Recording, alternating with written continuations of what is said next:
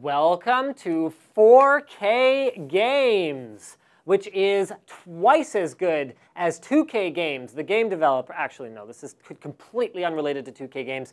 This is all about resolution. We got our hands on a 65-inch Samsung 4K television, fired it up with some pretty beast mode graphics cards, ran some games, and we're here to give you guys the results of what is it like to game in 4K.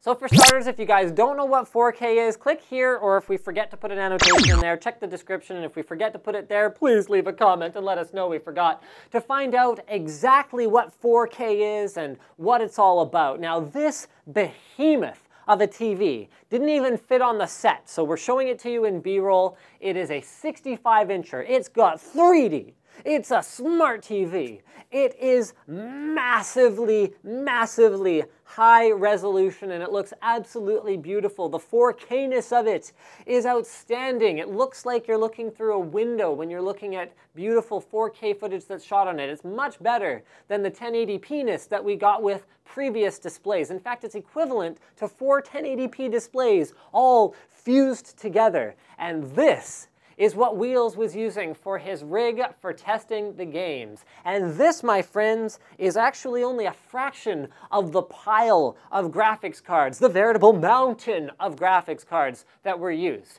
We've got the GTX 690, the GTX 760, which was tested both individually and in SLI, the HD 7990, the HD 7950, not pictured here, as well as running in SLI and... Sorry, we had some technical difficulties with the teleprompter. The script said SLI. I'm pretty sure it meant Crossfire. So the 7950s were tested both individually and in Crossfire. And what we really wanted to focus on was, what do you actually need for 4K gaming? Do you need more horsepower? Do you need more RAM? Because that's definitely a thing, guys. Running high-resolution textures at high resolutions is phenomenally intensive for the VRAM that's built onto your card. Are you going to get incredible detail in your games? Are you going to get incredible performance? Well, here you go. Here's a couple tips before you get started with any kind of benchmarking that you might be doing on 4K. Number one is make sure you're using the latest drivers, particularly for AMD. Crossfire performance is much improved. Next up, to get a 4K signal, make sure you're using the correct output, because depending on the kind of display, in this case we're using a TV, which supports 4K over HDMI at only 30 Hertz, okay?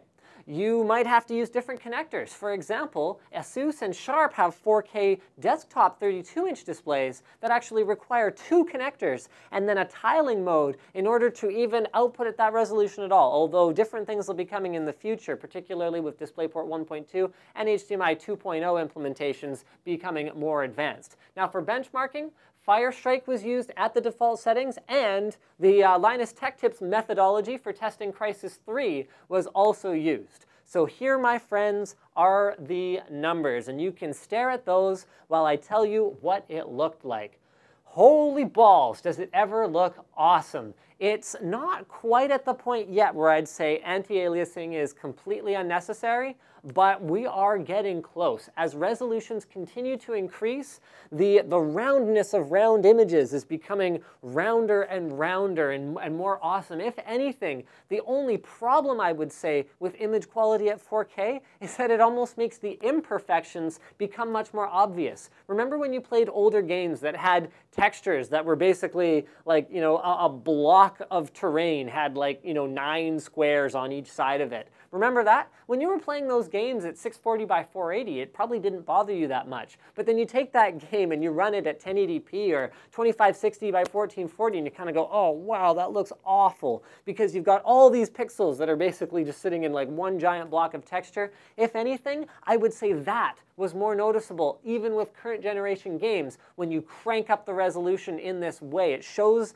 the flaws that exist. So we are going to need not only, as you can see from the performance numbers, more advanced graphics hardware to truly game at 4K with an awesome experience, but we are going to need more advanced game programming as well to make it look incredible to the extent that it really, truly can.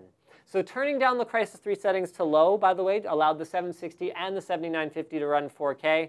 But other than that, this is very, very demanding on your graphics card. Thank you for checking out this 4K update. And I think you guys will probably agree with me when I say, you know, it's a good thing 4K monitors are so expensive that none of us can afford them, because we wouldn't be able to afford the graphics card horsepower that it takes to really have a great experience anyway, because we're talking triple GTX 780s to really be able to run modern games with acceptable frame rates at high details at 4K. Holy balls, once again.